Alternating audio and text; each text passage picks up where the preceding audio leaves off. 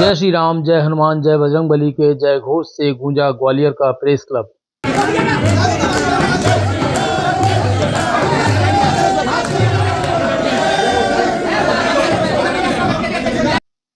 हाल ही में ग्वालियर के कलमकारों के बीच हुए विवाद के बाद कई दिनों से सूने पड़े प्रेस क्लब के दरवाजे पर लगे ताले आखिरकार बदल दिए गए।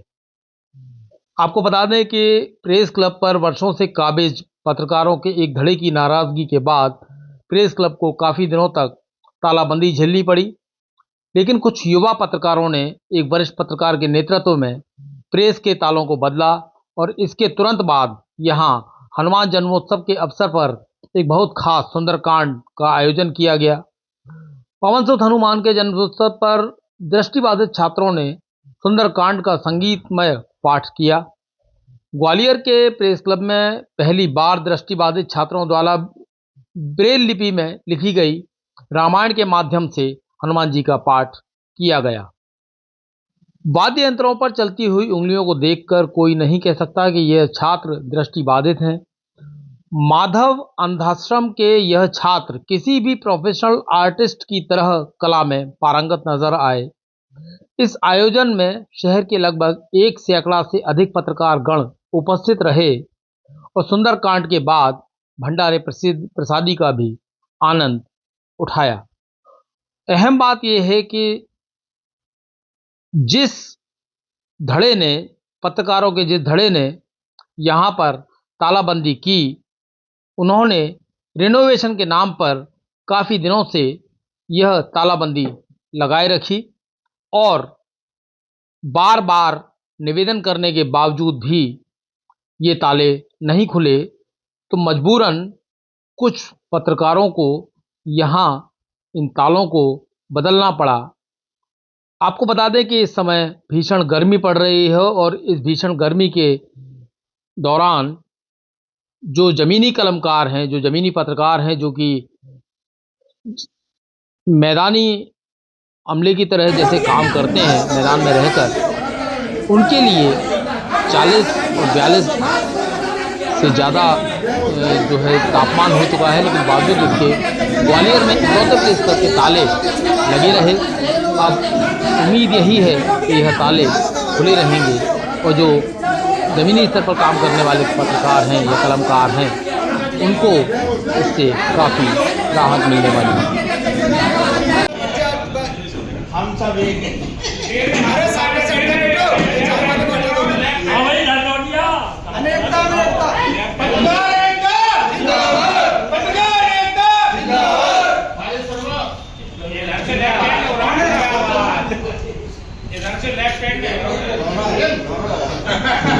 पिछले दिनों शहर के पत्रकारों के बीच विवाद के बाद बहुत दिनों से सुनसान पड़े प्रेस क्लब में हनुमान जन्मोत्सव पर सुंदरकांड का पाठ और भंडारा आयोजित होने के साथ प्रेस क्लब के तालों का खुलना जमीनी स्तर पर कार्य कर रहे कलमकारों के लिए भीषण गर्मी में राहत प्रदान करने जैसा है। क्योंकि प्रदेश के अन्य शहरों की तरह यहाँ प्रेस क्लब तो है, लेकिन अब तक इसका निजाम केवल चंद लोगों की जागीर के तौर पर ही चलता रहा है।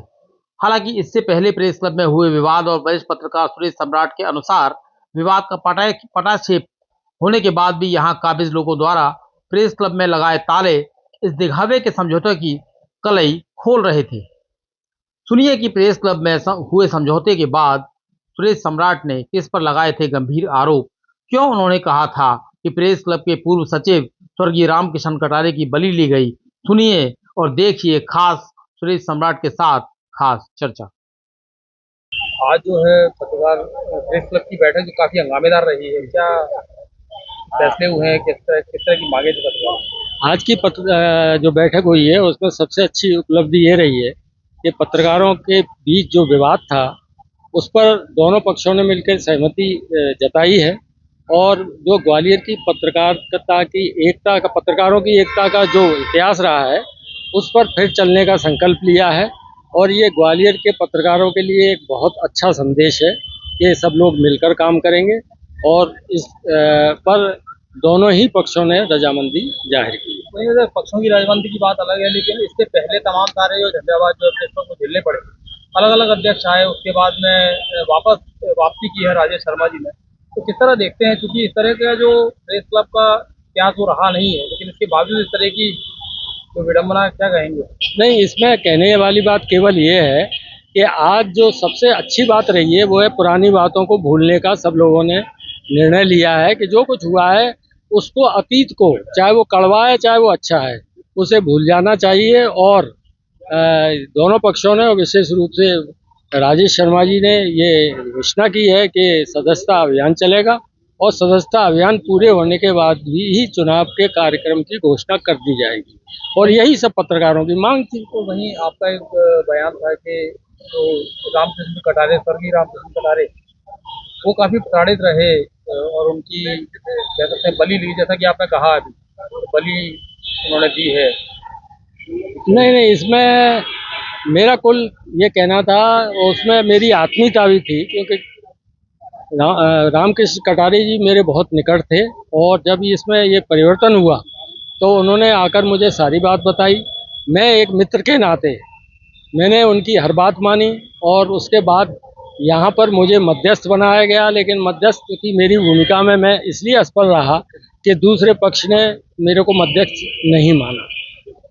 इस बीच क्या है कि कटारे जी बहुत अस्वस्थ रहे, लेकिन जो नया परिवर्तन किया गया था उसके सारे काम उन्हीं को सौंपे गए। जिस तरह के फॉर्मेन सोसाइटी में जाना, सदस्यता अभियान का पूरा जुम्मा उनके ऊपर, फॉर्म छपवा के लाना, इसके अलावा भाग दौड़ ये और वो, उनको स्वास्थ्य ज़्यादा गिरा, और इसका जो परिणाम आया वो कितना दुखद है, ये सब लोगों ने उनकी जो श्रद्धांजलि सभा प्रेस क्लब में आयोजित हुई थी उसमें स्वीकार किया।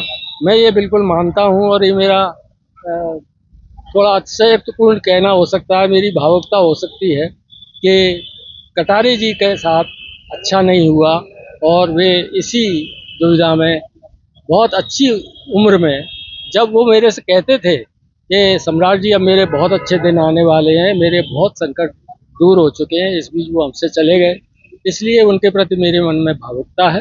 लेकिन कर रहा था प्रताड़ित उनको, ऐसा नहीं, प्रताड़ित किसी ने नहीं किया, पर जो कुछ किया वो अपने मन से किया उन्होंने। इसमें प्रताड़ना की तो बात, स्वास्थ्य ने इजाजत नहीं दी, स्वास्थ्य ने इजाजत नहीं दी, इसके बावजूद भी वो कार्य करते रहे। और मेरे को सबसे बड़ा अफसोस है, इसके बाद मैं कुछ कह नहीं पाऊंगा, कि उनका जो समर्पण था, उनकी जो समर्पितता थी, उसको आज लोग याद भी नहीं कर रहे हैं।